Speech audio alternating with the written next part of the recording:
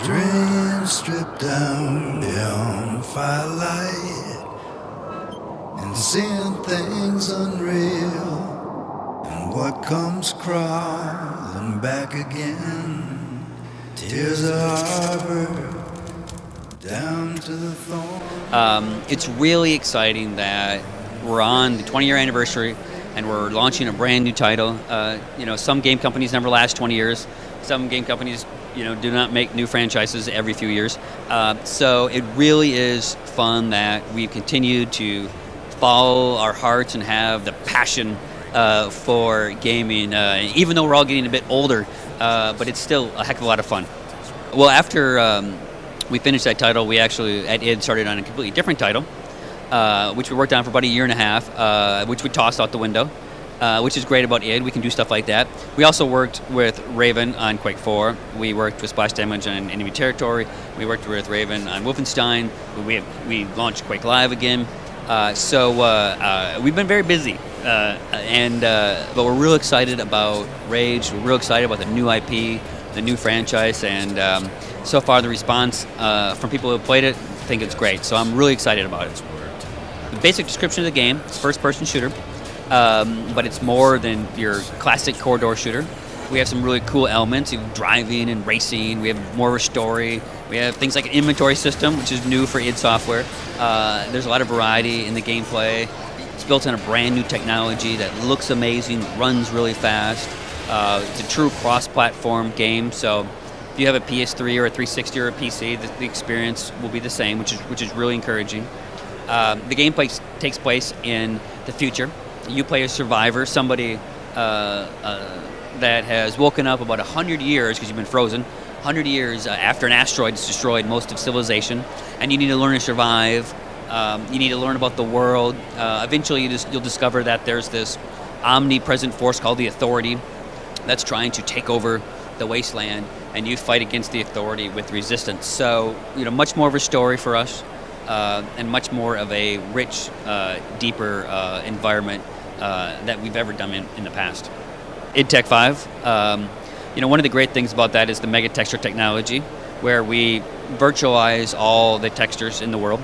So we can really give each of the environments this handcrafted, artistic attention to detail that makes the world really pop. It gives it a lot of variety. It's just creates a world that's very unique looking that you really can't find in other games. The story is a critical component in the game. It's a story-driven experience.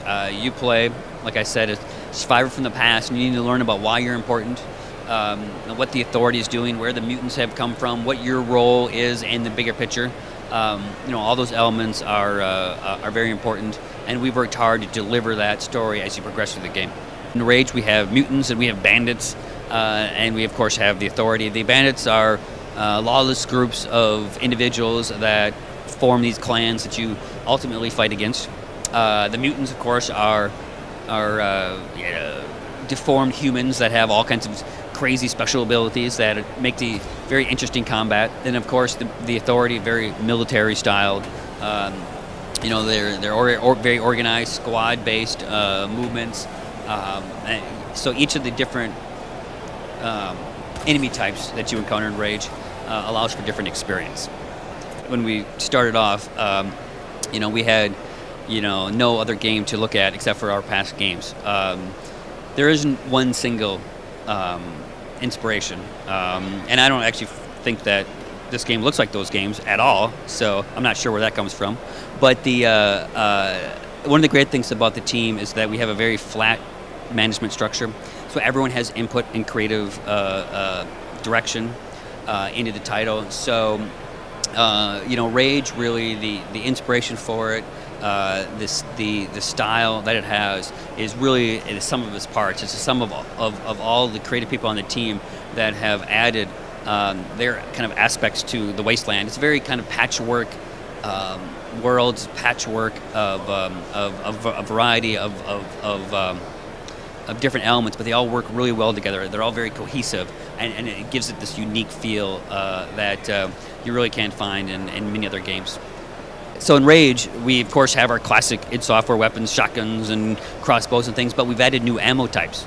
that really change it up, have a lot of variety in that. We also have these really cool engineering items that you can craft yourself. So if you like to play with sentry bots or turrets or wing sticks or fat mamas and pop rockets, your choice. You have that choice. And when you pick up a weapon in Rage, you don't have to drop a weapon, because I can't stand that.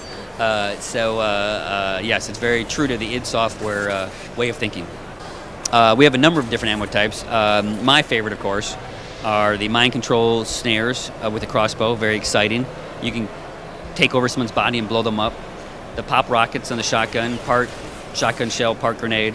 The kill burst is fun with the pistol. It's all 6 bullets go to the same spot. Yes, we really worked hard to make a lot of fun ammo types. It's been really exciting to add a component to the game that is not in your typical first-person shooters. And I had one journalist who had an opportunity to play the game for a long time told me that he actually raced more in Rage than the last racing game he had to review. So I'm thrilled about it. It's a fun component. It works really well. You can upgrade your vehicle and become more of a badass out in the wasteland. It's definitely something that adds a lot to the experience. At any time in the game, can drive off into the wasteland, and you might run into some dynamic jobs where you can fight some bandits. You may go out and look for sewer hatches. You may try to jump the jumps to clear all the authority drones. Yes, sometimes it's fun to Rage, just to cruise around in the wasteland and try to see where you can drive to and where you can jump to. It's not post-apocalyptic, kind of finding water. There are lots of things you can discover in the wasteland, but the wasteland and the setting really it sets up the story. The action in Rage is the cornerstone of the game. So you will explore the wasteland. You will look for special plants that you can harvest. You'll look for dynamic jobs. You'll look for places that you need to go. But that's really the focus of the game. You don't have to worry about finding things like water or radiation suits or anything like that. It's very, very combat focused, very action focused. The engineering items are crafted from a number of separate components that you can find in the game. So if you like to build sentry bots, you'll need to find or buy the plans for those, and then find or buy the parts that you need. Then you'll be able to put those together and use them. And some people, spend all their money, all their time crafting. Some people like to use the ammo types, and some people, just like the shotgun. Again, a lot of variety in how you play. Each of the bandit clans that you encounter has a unique fighting style. They have something that they do special. Some of like the ghost bandits, they're very acrobatic. The shrouded bandits, they have no fear, but they won't charge you. The wasted bandits, they may charge you, but they have a lot of fear. So what's really interesting is when you progress through the game, you're not fighting the same guys that act exactly the same. So that variety is really important. One element that we have in Rage, which is very exciting, is that if you do get killed, you'll have a chance to defib yourself back and up into the action. That has a recharge rate, so you just can't keep doing that. But what players like about that is that it's tied into the fiction. It makes sense for what's special about you, and you'll have to find that out when you play the game. But it adds, it lets you get back into the action. We don't want players to get frustrated. You can save anywhere in the game. So if you find you may get into trouble, go ahead and save. But this is a great thing that people have really been attracted to. That helps you, get back into playing. A lot of people ask me, is it complicated? Is it hard to play? No. It's very intuitive. We have a long time in the beginning of the game where we teach you how to use these different aspects of the game.